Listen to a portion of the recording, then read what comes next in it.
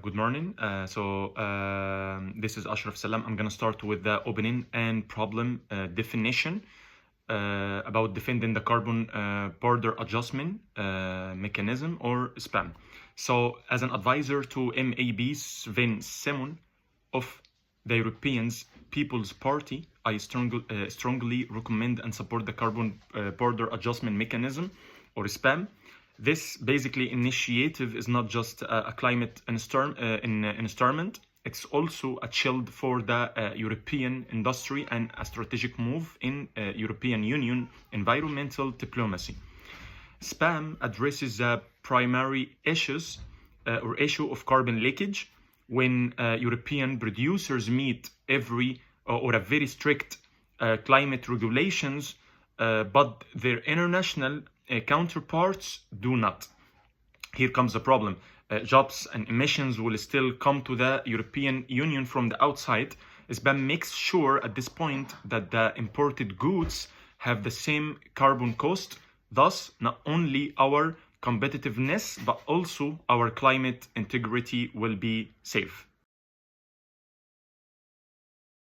Now, when it comes to policy context and EU strategy, SPAM or CBAM is the European Green Deal's extension and draws upon the EU emissions trading system, ETS. It first targets high carbon sectors such as steel, aluminum, and fertilizer.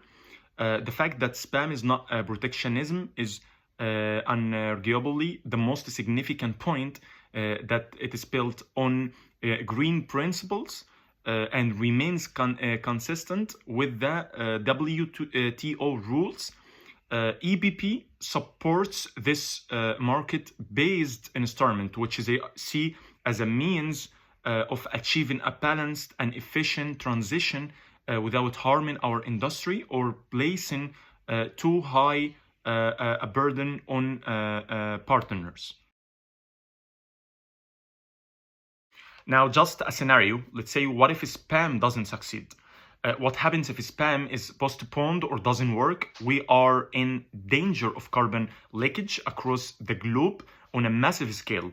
The European industries might decide to relocate if they find that the environmental regulations in other countries are less stringent.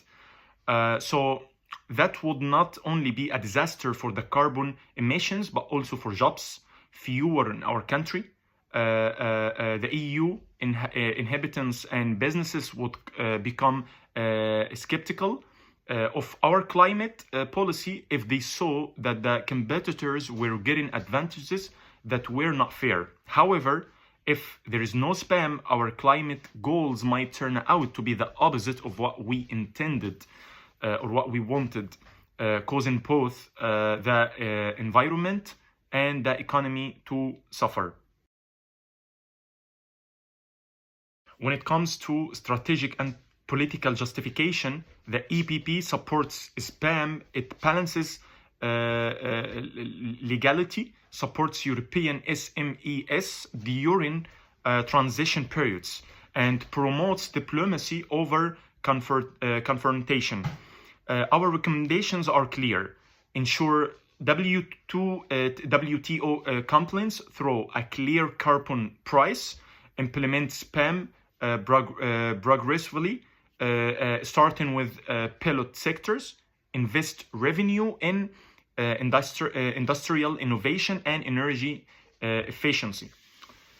Help least developed countries by sponsoring their renewable energy transitions. Also establish trade conversations to avoid retaliation and foster collaboration. This is more than just a green project. We are talking here about geopolitical signal that Europe is committed to global standards.